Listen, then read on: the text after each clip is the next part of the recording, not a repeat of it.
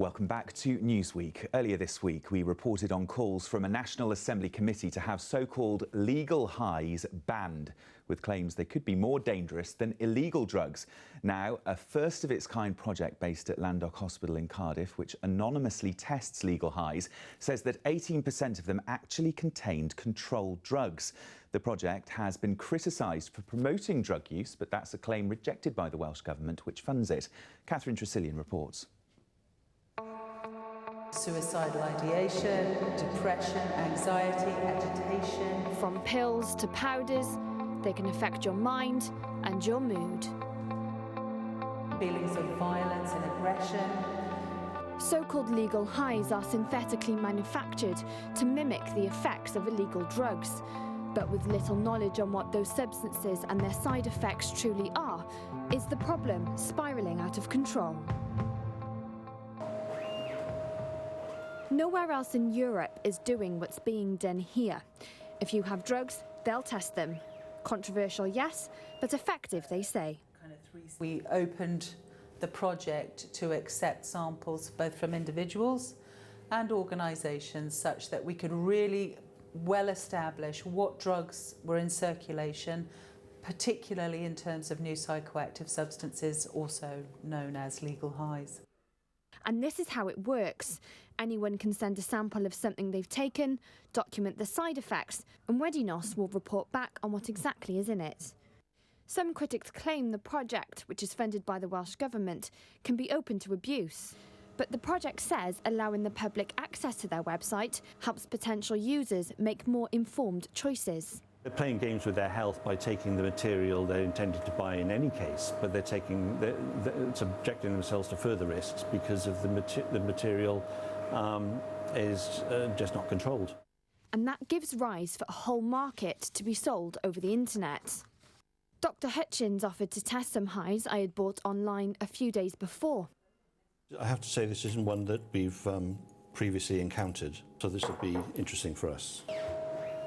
And just half an hour later, the results are in. Second drug is the drug.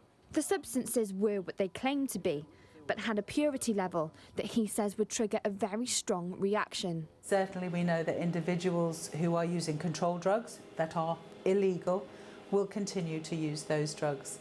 So I think we need to be more creative and more pragmatic about how we address the social and individual harms associated with drug use. And ensure that people taking them know that legal doesn't always mean safe.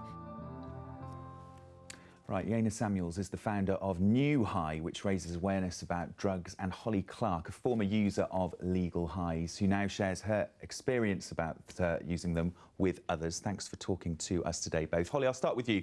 So let's go back in time to that time when you were using these legal highs. What got you into it? I think for myself personally, I was spending a lot of time going out to different raves and that sort of thing.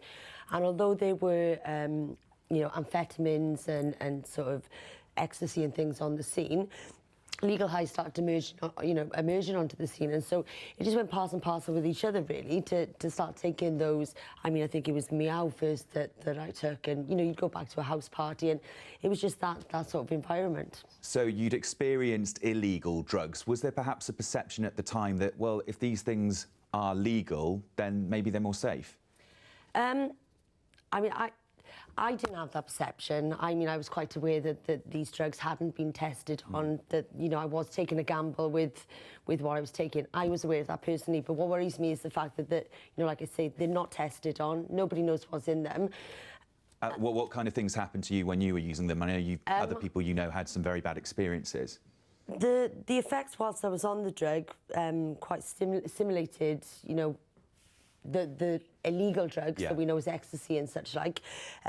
However, the come down effect was horrendous. I became very withdrawn, you know, within myself. I had suicidal thoughts. It was horrendous. It was a horrible experience. It was. Yaina, let's come to you next, because this is a story where Holly had these terrible experiences with it. Luckily, she's come through it, come out the other end. That's what you're doing now with your group, aren't you? Trying to help people like Holly. Yes, I set up NuHi Training in 2010, really to bridge the gap to be able to harness the skills, knowledge and experience of ex-users. And what we do is we design and deliver substance misuse training for the wider community, using the valuable skills of ex-users, because I feel that people with personal experience of addiction treatment and recovery are part of the solution. And that's part of the process, and you talk about your experiences with it in the past as well. Now, though, we're talking about this thing of these legal highs, and you were in the press this week and within our programming too, because you actually said your view is that these legal highs are becoming as big a problem, as big a worry as the illegal ones. Do you stand by that? I do stand by that. I stand by that very firmly.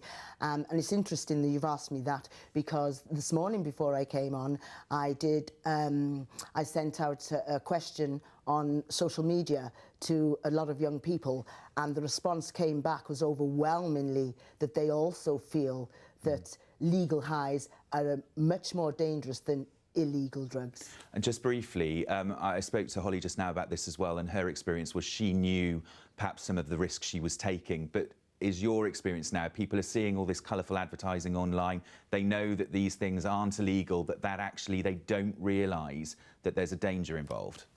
Absolutely. There are many people who wouldn't normally take drugs, and they do use legal highs. New psychoactive substances, it's the name, legal. It's very confusing for people. So yes, in answer to your question, there are lots of young people who wouldn't normally take drugs who are taking legal highs. The risk is huge. We don't know what's in them. We don't know the long-term effects of them. Nobody knows anything about them. And if you do overdose or have a bad reaction and you're taken to accident and emergency, they're not quite sure how to treat you because they don't know what's in them. Well, thank you both for coming to talk to us about that today and share your experiences too. Thank you both. Thank you.